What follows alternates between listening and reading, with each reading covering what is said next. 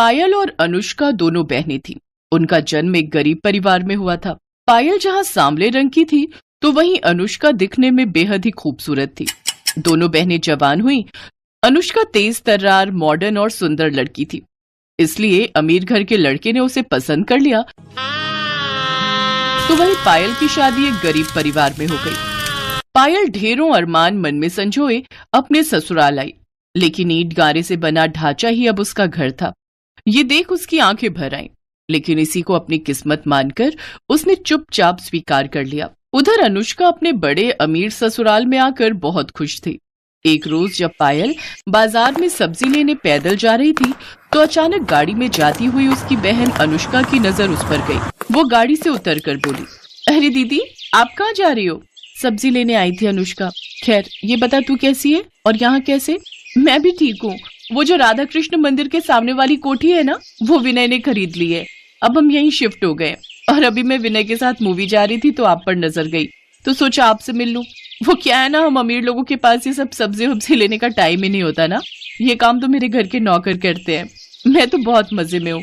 अच्छा मैं चलती हूँ, मुझे लेट हो रहा है। वैसे आप कहाँ रहती हैं? त्रिलोकपुरी गांव, वहीं बस्ती में मेरा घर है। अच्छा खैर, मैं किसी दिन फुर्सत में आपसे मिलने आऊंगी, फिर ढेर सारी बातें करेंगे। Okay bye. ये कहकर अनुष्का अपने रास्ते निकल गई। ऐसे ही समय बीत गया। एक रोज पायल अपने पति उमेश से बोली, सुनिए जी, अपने घर में ना प्लास्टर करवा लो, दीवार की दरारों से मच्छर घुस आते हैं। बस कुछ दिन और गुजारा कर लो। अब रिक्शा चलाने के साथ साथ पढ़ाई भी कर रहा हूँ। भगवान ने चाहा तो जल्दी अच्छी नौकरी भी मिल जाएगी। ऐसे ही समय बीता। एक रोज अनुष्का पायल के घर आई, शॉर्ट ड्रेस, आंखों में चश्मा, हाई हील और हाथ में ढेर सारे गिफ्ट्स लेकर। जब वो अपनी कार से उतरी तो सभी आस पड़ोस के लोग उसे देखते रहे, यहाँ तक कि उसकी खुद की बहन पायल भी उसे पहचान नहीं पाई। अरे अनुष्का तू? बाप रे, तेरा तो स्टाइल ही बदल गया। अब क्या करे दीदी, अमीरों का तो यही लाइफस्टाइल होता है। अच्छा अब क्या यहाँ दरवाजे पर ही बातें करोगी?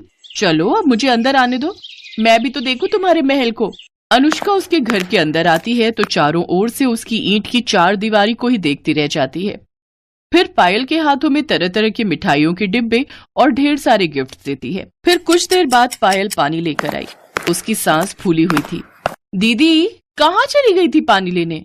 आपकी सांस फूली हुई है। गली के बाहर जो सरकारी नल है ना, वहीं से लाई हूँ। सरकारी नल से? ना बाबा ना, मैं नहीं पीऊंगी, कहीं मेरा पेट खराब हो गया तो। अच्छा वैसे यहाँ अजीब सी बदबू क्यों आ रही है? वो मैंने सुबह लिपाई की थी ना, तो थोड़ी गोबर और मिट्टी की महक तो आएगी ही। यू गोबर, छी! मेरे घर में तो ग्रेनाइट पत्थर लगा हुआ है, वो भी महंगे वाला। अच्छा मैं चलती हूँ। अनुष्का तू पहली बार अपनी बहन के ससुराल आई है, चाय तो पी कर जा। चाय? अब इस गोबर वाले घर में कुछ भी पीने की इच्छा नहीं हो रही। नहीं नहीं रहने दो दीदी, मैंने चाय पीना छोड़ दिया। अब तो मैं सिर्फ केसर पिस्ते वाले दूध ही पीती हूँ। अच्छा मैं आपको ना मेरे यहाँ संडे पार्टी भी है, उसका इनविटेशन देने आई थी, आपको आना है। ओके, इसी बहाने आप मेरा ससुराल भी देख लोगी।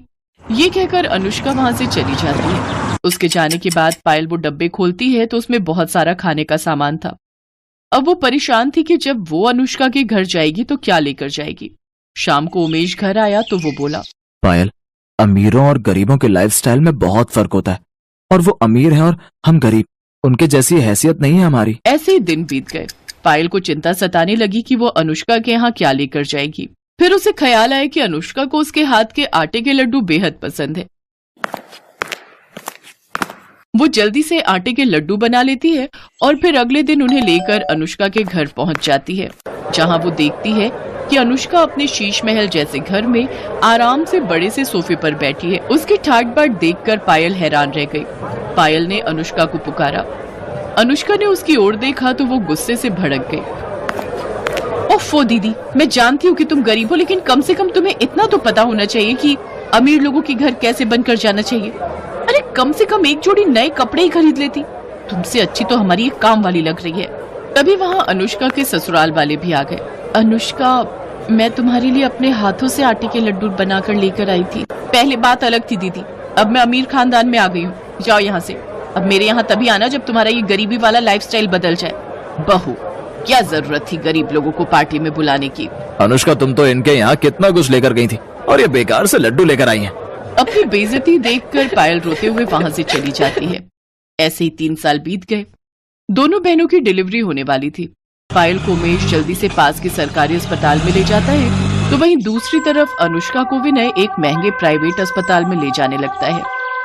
लेकिन प्राइवेट अस्पताल थोड़ा दूर होता है और वो वहां तक नहीं जा पाते, इसलिए वो भी अपनी पत्नी को सरकारी अस्पताल में ही ले जाता है। कुछ देर बाद डॉक्टर पायल से कहते हैं, मुबारक हो, आपको 2 जुड़वा बेटे हुए हैं। ये सुनकर पायल और उमेश बहुत खुश हुए, लेकिन तभी दूसरे कमरे से किसी के रोने की आवाज आई। पायल ने पर्दा हटाकर देखा तो सामने बिस्तर पर अनुष्का बेहोश थी और विनय और उसकी माँ आपस में बातें कर रहे थे। माँ, जब अनुष्का होश में आएगी और अपने बच्चे के बारे में पूछेगी तो मैं उसे क्या कहूंगा कि तुम्हारा बेटा मरा हुआ पैदा हुआ है और अब वो कभी माँ नहीं बन सकती? नहीं बेटा, अगर ऐसा हुआ तो वो सदमे में भी जा सकती है या हमेशा हमेशा के लिए कहीं कोमा में ना चली जाए, इसीलिए डॉक्टर ने उसे कुछ भी बताने से मना किया है। नहीं माँ, मैं अनुष्का को नहीं खोना चाहता। उनकी बातें सुनकर पायल और उमेश ने एक दूसरे की तरफ देखा, फिर एक फैसला लिया। पायल ने अपना एक बेटा गोद में लिया और विनय से जाकर कहने लगी, विनय, मैं भी अपनी बहन को नहीं खोना चाहती। हमने आप दोनों की सारी बातें सुन ली। मैंने जुड़वा बेटों को जन्म दिया है, इसलिए मेरा एक बेटा तुम रख लो और अनुष्का को यही कहना कि ये उसी का बेटा है। मैं गरीब जरूर हूं, लेकिन दुख तो सबका बराबर ही होता है ना। मेरे बेटे की परवरिश करते समय उसे गरीब और अमीर दोनों के बारे में बताना, ताकि वो गरीबों का दुख भी समझ सके। अनुष्का होश में आ चुकी थी, उसने उनकी सारी बातें सुन ली थी। वो हाथ जोड़कर पायल के सामने रोते हुए कहने लगी, मुझे माफ कर दो दीदी, मैंने आपको कितना भला बुरा कहा। शायद उसी की सजा मुझे मिली है जो भगवान ने मेरा बच्चा छीन लिया, साथ ही हमेशा के लिए मां बनने के सुख से भी वंचित कर दिया। दीदी, आपके बेटे को अपना बेटा समझकर पालूंगी, शायद इससे मेरे सारे पाप धुल जाए। मेरा नहीं बहन, तेरा बेटा, आज से ही तेरा बेटा है। दोनों बहनें रोते हुए एक दूसरे के गले लग गई। आज माँ की ममता ने अमीरी गरीबी